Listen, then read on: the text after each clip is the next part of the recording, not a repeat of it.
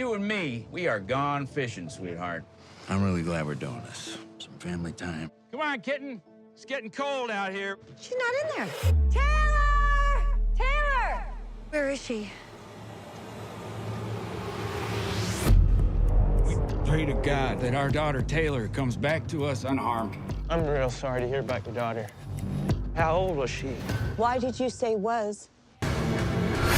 Please. Acceptance means letting go. Anything you want to tell me?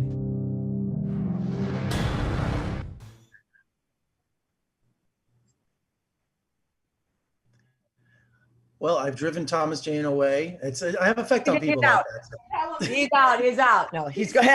It was you. You didn't. No, actually, it's the look on my face behind you that got him out of there. He's going to turn on some air conditioning. He's very hot. How is your temperature? Well, first of all, I'm Jeff Howard in Las Vegas. And, Hi, I'm Ann. Hi, Ann. It's like 115 here. And check this out. Before he gets back, look at this. I interviewed Thomas at the Deep Blue Sea Junket back when I first started, back 20-something years ago, and he signed this for me. Oh my God! Oh, so look at that. So I went into my archives and I found it. You signed it. Samuel Jackson sent it down here. LL Cool J. I also got a Punisher poster you signed for me somewhere too. You know, so I'm real thrilled to see you again, Thomas. Man, that's cool. Well, great guy. I just got back from Yellowstone for the first time, and so I just loved your hat in this movie, Thomas. I thought it was really cute. Did you get to keep the fishing hat? The fishing hat. Yeah. He put all those things on it. That was Ann's idea to put all the fishing stuff on the hat. Yeah, that was fun. You know, so much goes. Punisher a little bit dorky, you know what I mean? And we were going for that kind of parenty, kind of goofy, and it's hard to make him goofy. He looked goofy. Yeah. You know, so much goes wrong for Paul and Wendy in the first 24 hours of this movie. Did the script read like a detective thriller? The script read like a completely different story. And when Ann showed up, she said, I know how to do this script. There's actually two realities going on. And we created, based on her interpretation of these characters. And that is what we played. And that was what was so fun about playing the part, because we were playing one story, but we were living another story. That was cool. And that was really fun. And each one had to be exactly true. We were like, well, you know what? When you get to the end of the movie, if you go back, once you find out what's the truth, and you go back and watch the movie, you will see that we have never lied throughout the entire thing about what we know and nobody else does. And that was fun. That's what Ann brought to the story on day one in rehearsal. She's like, I know how to do this. I'm like, bullshit. You have to rewrite the whole thing. Like, no, we don't. Nope. Same lines. Nothing. Said if I Thomas, we have to shoot tomorrow, so let's get this fast. And Thomas, you were such in character. Did you really pound those RV cabinets? It looked like you really punched them and hurt your hand. I did. Of course. What do you think? Of course. I know. He's a bloody mess. Yeah. And that interrogation scene in the motorboat, it had me standing out of my chair. That was so intense. Really? I'm so glad to hear that, because I was wondering if I could pull that off. I was like, this thing, is this going to work? Thank you.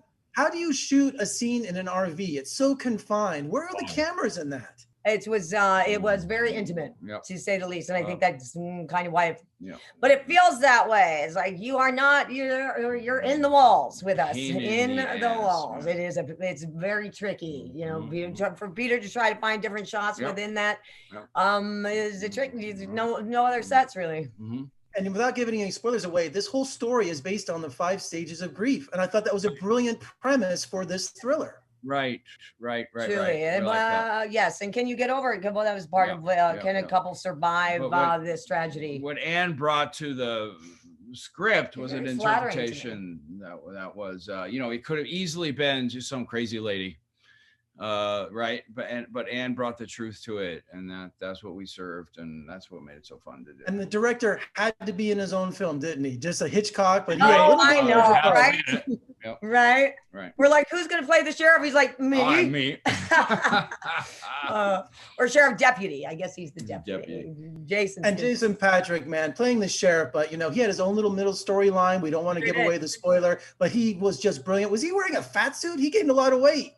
I don't think that was a fat suit. We're not sure. Yeah. I didn't even call him fat. Actor secrets. I'm fat. No. Look, I got fat. The COVID. I know. That it's fine to just say it. People can use their imagination. Okay, good. Okay, good. Look, I'm very fat. Thank you, Punisher. Okay, you guys are crazy. Thank you so much for talking to me today. It's one of my favorite films of the year. It is a fantastic thriller, and we'll talk again soon because you guys, there's going to be a sequel. We won't give any spoilers. There should be a sequel. The other vanished. Yep. Vanishing again. Well, you guys stay cool. I'm in Vegas. You guys stay cool there, and we'll talk again soon. Thank you. Thank you. I like that. Wow, that's a terrible shot. That's a great shot. That's disgusting. I look like a